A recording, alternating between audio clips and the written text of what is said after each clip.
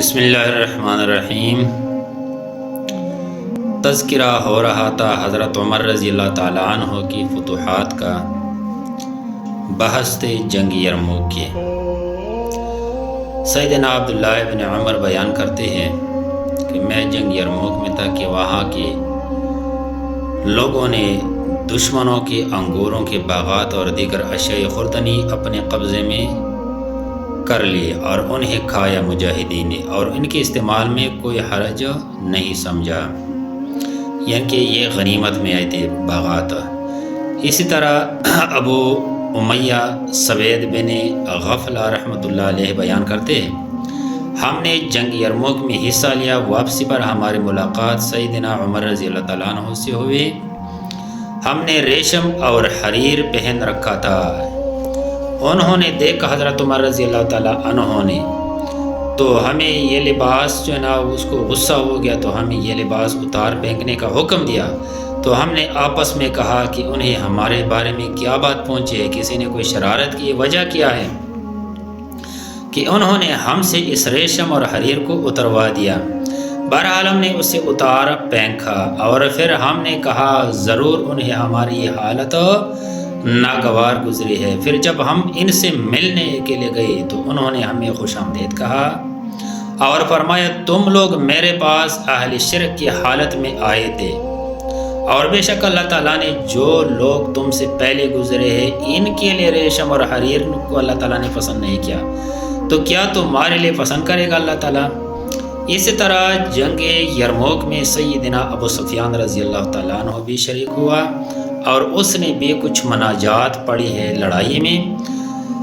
سعید بن مسیب رحمۃ اللہ علیہ فرماتے ہیں کہ معرکہ یرموک میں آوازیں آنا بند ہو گئی، خاموشی سناٹا چھا گئی، سوائے ایک مجاہد کی آواز کے جو ایک جھنڈے کے نیچے پکار رہا تھا، یا نصر اللہ اقترب، اے اللہ کی مدد جلدی آ جاؤ۔ یہ حالانکہ اس وقت مسلمان مجاہدین اور رومی آپس میں لڑ رہے تھے، روم جو کہ دنیا کا اس وقت سپر پاور تھا۔ میں نے کہا دیکھو تو صحیح یہ کس مجاہد کی آواز ہے؟ چنانچہ میں نے جا کر دیکھا تو وہ سیدنا ابو سفیان رضی اللہ تعالیٰ عنہ تھے، جو اپنے بیٹے یزید بن ابو سفیان کے جھنڈے کے تلے لڑ رہے تھے اور یہ اشعار پڑھ رہے تھے، یہ مناجات۔ اسی طرح ایک اور صحابی جلیل القدر صحابی عمر البکالی رحمۃ اللہ علیہ رضی اللہ تعالیٰ عنہ، ایک صحابی بھی اس میں زخمی ہو گیا۔ جنگ یرموک میں صحابی رسول سیدنا عمر البکالی کی انگلیاں کٹ گئے تھے، چنانچہ اللہ تعالیٰ نے اس سے زندہ بچا دیا۔ اسی طرح ابو تیمیہ طریب بن مجالد بیان کرتے ہیں کہ میں ملک شام میں آیا تو میں نے دیکھا کہ وہاں کے لوگوں نے ایک آدمی کے وہاں کے لوگ گرد جمع ہو گئے تھے۔ میں نے پوچھا یہ آدمی کون ہے؟ لوگوں نے کہا یہ ملک شام میں موجود نبی کریم صلی اللہ علیہ وسلم کے صحابہ میں سے افضل ترین صحابی ہے، ان کا نام عمر البکالی رضی اللہ عنہ ہے۔ میں نے دیکھا کہ ان کی انگلیاں کٹی ہوئی تھی، تو میں نے پوچھا ان کی انگلیوں کو کیا ہوا؟ انہوں نے کہا ان کا ہاتھ جنگ یرموک میں کے دن جو ہے نا وہ کٹ گیا تھا۔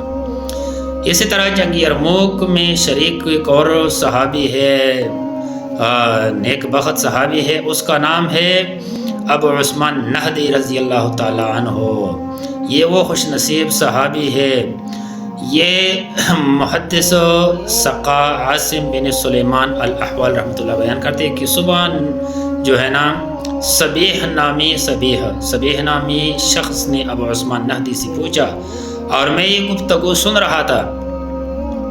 انہوں نے پوچھا کیا آپ نے نبی کریم صلی اللہ علیہ وسلم کے زمانے اقدس کو پایا ہے؟ تو انہوں نے کہا کہ ہاں میں نے نبی کریم صلی اللہ علیہ وسلم کو دیکھا ہے، اس زمانے کو آپ صلی اللہ علیہ وسلم کے زمانے اقدس میں میں نے اسلام لایا تھا، اور میں نے آپ صلی اللہ علیہ وسلم کے عاملین کو زکوٰۃ اپنے ہاتھ سے 3 مرتبہ رسول اللہ صلی اللہ علیہ وسلم کی خدمت میں بھیج دیتا اور صدقات بھی بھیجے تھے، لیکن میں آپ صلی اللہ علیہ وسلم سے ملاقات نہیں کر سکا۔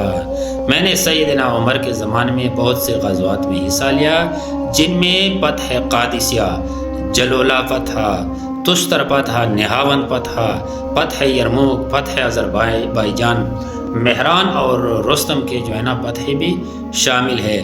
پھر یرموک کے بعد جو ہے نا یہ جو شام فتح ہوا، دمشق فتح ہوا، اس کے بارے میں لکھتے ہیں ابن اسحاق بن یسار رحمۃ اللہ علیہ کہ ماہ رجب کے مہینہ 14 ہجری میں دمشق شہر جو ہے نا یہ فتح ہو گیا۔ ابن عساکر رحمۃ اللہ علیہ فرماتے ہیں کہ تمام مورخین اسلام کا اس بات پر بلا اختلاف اجماع ہے کہ فتح دمشق 14 ہجری میں ہوئی۔ اسی طرح علی بن رباح بیان کرتے کہ مجھ سے سیدنا عقبہ بن عامر نے بیان کیا، میں سیدنا عمر رضی اللہ عنہ کو فتح دمشق کی خوشخبری سنانے کے لیے ملک شام سے مدینہ منورہ آیا تو میں نے موزے پہنے ہوئے تھے، جو جراب کی قسم ہوتا ہے نا، موزے چمڑے کا۔ عمر رضی اللہ عنہ نے مجھ سے پوچھا، اے عقبہ آپ نے یہ موزے کب پہنے تھے؟ عقبہ بن عامر کہتے ہیں میں نے یاد کیا کہ میں نے انہیں ایک جمعے سے دوسرے جمعے تک پہنا ہے، تو میں نے کہا 8 دن ہو گئے ہیں، اور اس دن پھر جمعہ تھا تو سیدنا عمر نے کہا اے عقبہ تو نے اچھا کیا اور تو نے سنت کو پا لیا ہے دمشق کے فتح کے موقع پر۔ پھر فتح شام میں حضرت سیدنا عمر رضی اللہ عنہ ملک شام میں آیا۔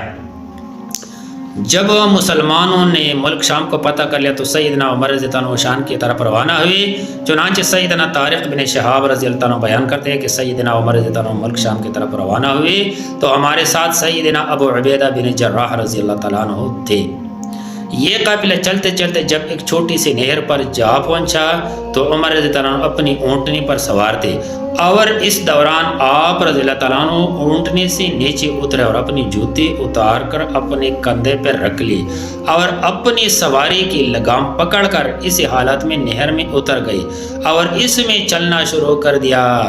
یہ دیکھ کر ابو عبیدہ بن جراح نے کہا، اے امیر المؤمنین، یہ آپ کیا کر رہے ہیں؟ آپ نے اپنی جوتی اتار کر اپنے کندھے پر رکھ لی اور خود سواری کی لگام پکڑ کر نہر کے لہروں کے دوش و بدوش جو ہے نا چل رہے۔ مجھے اچھا نہیں لگتا کہ شہر کے لوگ آپ کو اس حالت میں دیکھیں گے۔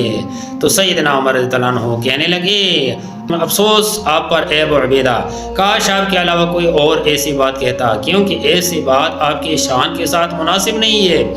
اے ابو عبیدہ، آپ نے ان باتوں کو امت محمدیہ کے لیے باعث مصیبت بنا دیا ہے۔ بلا شبہ ہم قبل اسلام ذلیل اور رسوا قوم تھے، تو اللہ رب العزت نے ہمیں اسلام کی بدولت عزت اور شرف بخشا۔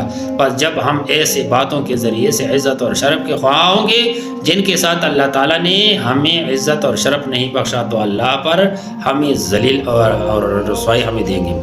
بعض روایت میں کہ سیدنا عمر رضی اللہ عنہ یہ الفاظ پر اوہ غیرک یقولها یا ابو عبیدہ انتم کنتم اقل الناس اعزکم اللہ بالاسلام فمہمن تطلب العزت بغیر یذلکم اللہ تعالی۔ یہ مستدرک حاکم میں یہ بھی موجود ہے، افسوس آپ پر، کاش یہ بات ابو عبیدہ آپ کے علاوہ کسی اور نے کہی ہوتے۔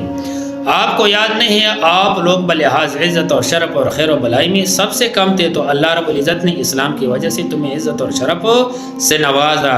اب جب بھی تم لوگ اسلام کے بغیر عزت اور شرف طلب کرو گے تو اللہ تعالیٰ تمہیں ذلیل اور رسوا کرے گا۔ یہ حضرت ابو عبیدہ رضی اللہ عنہ اور عمر رضی اللہ عنہ کے مکالمات اس وقت کے جب عمر رضی اللہ عنہ نے شام کے فتح کے بعد شام کا دورہ کیا، اور پھر اس میں انشاءاللہ صبح بھی کچھ پڑھیں گے۔